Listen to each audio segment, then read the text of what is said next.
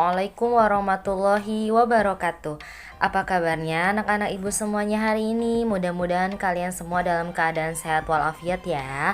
Hari ini kembali lagi dengan Ibu Anggi. Kita akan masuk ke tema 3, tokoh dan penemuan. Subtema 2, penemu dan manfaatnya. Waktu hari Senin kita sudah belajar tentang yang berkaitan dengan tokoh dan penemuan juga. Dan materi yang kali ini pun masih berkaitan tentang itu ya. Sekarang kita lihat yuk apa saja yang akan kita pelajari hari ini. Yang pertama, menjelaskan kewajiban dalam kehidupan sehari-hari. Yang kedua, menyanyikan lagu dengan nada yang tepat. Yang ketiga, menjelaskan pengaruh komputer terhadap kehidupan sosial budaya. Kalian sudah siap untuk belajar hari ini? Nah, kalau sudah siap, sebelumnya sikap apa sih yang harus dikembangkan? Yang pertama, disiplin. Kedua, tanggung jawab. Nah, dari sikap ini Ibu harapkan kalian semua bisa melaksanakan dengan baik ya. Maka kalau kalian sudah siap untuk belajar, hari ini kita masuk ke materi selanjutnya ya. Nah, ada apa sih yang harus kita pelajari? Kita lihat yuk. Perhatikan gambar di bawah ini. Ada apa ya gambarnya? Ada siswa yang sedang masuk ke dalam kelas. Nah, apakah kamu selalu datang ke sekolah tepat waktu?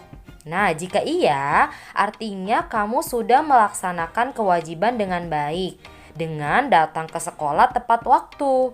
Nah, datang ke sekolah tepat waktu itu merupakan kewajiban setiap siswa yang ada di lingkungan sekolah. Pada hari Rabu, kalian sudah mengerjakan lembar kerja kan? Nah, sekarang ibu mau tanya, apa itu kewajiban? Siapa yang masih ingat? Nah, kita lihat yuk. Kewajiban adalah segala sesuatu yang harus kita kerjakan. Adapun hak adalah sesuatu yang kita peroleh. Nah, kita sebaiknya melaksanakan kewajiban terlebih dahulu sebelum kita memperoleh hak. Sekarang perhatikan dulu yuk contoh di bawah ini. Ada siswa di sebuah sekolah yang sedang membersihkan ruangan kelas. Nah, ini adalah salah satu kewajiban yang harus dilaksanakan setiap siswa, yaitu bekerja sama membersihkan sekolah dan ruang kelas. Sekarang kita perhatikan lagi yuk gambar yang berikutnya. Di sini ada satu keluarga. Keluarganya sedang bekerja sama membersihkan lingkungan rumah. Ini juga contoh kewajiban yang bisa dilakukan oleh kita di lingkungan rumah atau keluarga. Ada yang membersihkan meja, ada yang menyapu, ada yang membersihkan rak televisi, atau ada yang sedang menyiram bunga, ada yang memotong atau merapikan tanaman. Itu juga sama, kegiatan bekerja sama membersihkan lingkungan rumah yang merupakan kewajiban kita di rumah. Selanjutnya kita perhatikan yuk gambar berikutnya. Di sini ada 3 gambar. Ada yang sedang memasak, membantu nenek memasak, ada yang membantu nenek sedang mencuci piring atau melap piring, ada juga yang sedang membantu ayah atau kakaknya yang sedang memasang sesuatu ya. Nah, ini adalah contoh kewajiban kita di rumah, yaitu membantu keluarga dalam pekerjaan rumah di sehari-hari. Nah, kalian juga diharapkan nanti di rumah seperti itu, melakukan kewajiban kalian sebagai seorang anak, melakukan kewajiban kalian di rumah dengan cara bisa membantu meringankan pekerjaan orang tua. Nah, kita bisa lihat yuk. Sekarang, setiap orang itu memiliki kewajiban yang harus dilaksanakan dengan penuh tanggung jawab. Nah, di hari ini ada tantangan yang harus kalian selesaikan. Ayo ceritakanlah pengalamanmu dalam melaksanakan kewajiban di lingkungan rumah dalam bentuk tulisan di buku paket 6C halaman 73. Nanti kalian ada sebuah kolom berwarna kotaknya biru, lalu kalian di situ menceritakan nih pengalaman. Hari ini saya sudah melaksanakan kewajiban saya, yaitu misalnya membersihkan tanaman, membersihkan rumput atau membersihkan rumah, dan juga misalnya menyapu atau mencuci piring. Lalu Saya merasa senang setelah melakukan itu. Nah, ini adalah contoh menceritakan pengalamanmu di rumah. Lalu, fotokan kepada wali kelas kegiatan yang sudah kalian lakukan di rumah, yaitu ada minimal 3 kewajiban atau 3 foto yang harus kalian lampirkan kepada ibu guru kelasnya. Jadi ada 3 kewajiban ya, minimal 3 kewajiban yang harus kalian lakukan hari ini di rumah ya. Lalu fotonya dikirim ke wali kelas, berikut juga dengan lampiran cerita pengalamannya yang sudah kalian tuliskan ya. Nah, sekarang salah satu kewajiban siswa di sekolah adalah mengikuti upacara pengibaran bendera setiap hari Senin. Dalam kegiatan upacara dinyanyikan lagu wajib nasional. Salah satunya adalah lagu Indonesia Pusaka.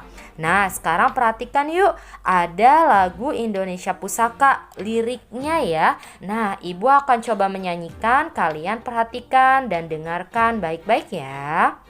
Di sini ini Indonesia Pusaka itu ciptaannya Ismail Marzuki ya. Dengarkan baik-baik ini nadanya. Indonesia tanah air beta, pusaka abadi nan jaya. Indonesia sejak dulu kala tetap dipuja-puja bangsa. Di sana tempat lahir beta, dibuai dibesarkan bunda, tempat berlindung di hari tua, sampai akhir menutup mata. Nah, ini adalah cuplikan lagu Indonesia Pusaka. Kalian boleh nanti ketika ada tes menyanyikan lagu wajib nasional, boleh kalian menyanyikan lagu Indonesia Pusaka ya. Nah, sekarang kalian mungkin sering mendengarkan lagu atau mencari lagu seperti tadi, lagu Indonesia Pusaka bisa melalui namanya komputer. Nah, sekarang Bu Guru mau tanya nih, sebutkan manfaat apa yang bisa kamu peroleh dari komputer.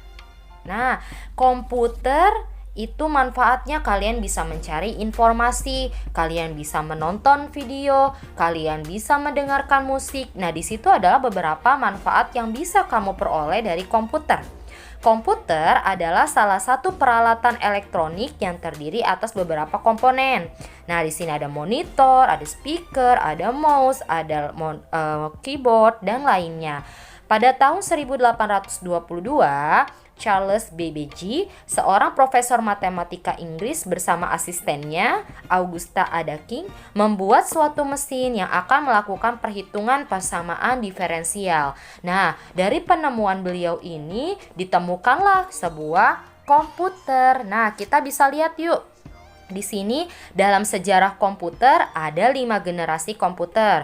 Yang pertama nih pada tahun 1940 sampai 1959. Lihat pada generasi pertama komputernya bentuknya seperti ini ya, besar. Nah, komputernya itu dibuat sengaja untuk membantu kegiatan peperangan yang sedang marak terjadi pada saat itu ya. Ini beberapa contohnya, ada NIAC, ada EDFIAC, ada UNIVAC dan lainnya. Ini adalah komputer generasi pertama. Sekarang kita lihat komputer generasi kedua pada tahun 1959 sampai 1964. Bentuknya masih sama ya, besar ukurannya. Nah, komputer generasi kedua ini pada tahun 1960-an, penemuan transistor sangat mempengaruhi perkembangan komputer pada saat itu. Transistor di sini dapat menggantikan tabung hampa udara sehingga tentunya dapat mengubah ukurannya semakin lebih sederhana daripada komputer pada generasi pertama ya. Ini contohnya UNIVAC yang ketiga. Ini adalah generasi kedua. Selanjutnya, yang generasi ketiga nih pada tahun 1964 sampai 1970. Komputernya sudah mulai kecil ya. Nah, komputer generasi ketiga ini transistornya yang kemarin itu tidak efisien lagi, sehingga ditemukan lagi nih dengan mengembangkan sirkuit terintegrasi pada tahun 1958. Dengan itu maka komputernya jadi lebih kecil lagi. Nah, contohnya adalah IBM S-360 dan DAC PDP-1. Ini adalah komputer generasi ketiga. Sekarang kita bisa lihat yang komputer generasi keempat tahun 1970 sampai 1980-an. Nah, ini adalah komputer generasi yang keempat sampai yang masih digunakan sih beberapa. Nah, ini komputernya sudah ada, perbedaannya adalah IC pada generasi keempat ini lebih kompleks dan lebih terintegrasi. Bentuknya juga jadi lebih ramping ya. Nah, komputer ini adalah dengan menggunakan large scale integration atau LSI yang disebut juga dengan nama bipolar large scale integration. Nah, ini adalah LSI ini adalah pendataan beribu-ribu IC. Jadi pemadatan beribu-ribu IC dijadikan dalam satu keping seperti bentuknya chip. Nah, ini chip ini yang digunakan untuk menunjukkan suatu lempengan persegi 4 dengan memuat rangkaian terpadu dari IC. Mungkin ini komputernya sudah digunakan ya oleh orang tua kalian dulu, atau masih digunakan oleh sekarang juga masih ada beberapa. Nah, generasi berikutnya adalah generasi kelima nih pada tahun 1980-an sampai dengan sekarang. Ini generasi yang sekarang komputernya lebih ramping ya, kita bisa bawa kemana-mana juga seperti halnya laptop, notebook. Nah, ini generasi kelima nih kita masuk.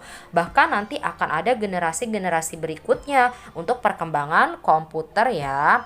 Nah, di sini ada penemuan komputer ini memiliki dampak ternyata kepada sosial budaya kita. Apa saja yuk? Yang pertama, penyebaran informasi jadi lebih mudah dan cepat, memudahkan manusia berkirim pesan melalui surel, kegiatan ekonomi seperti distribusi atau jual beli lebih efisien, berbagai dokumen penting bisa disimpan, kita bisa mengakses pelajaran, program kerja komputer, dan lainnya ya.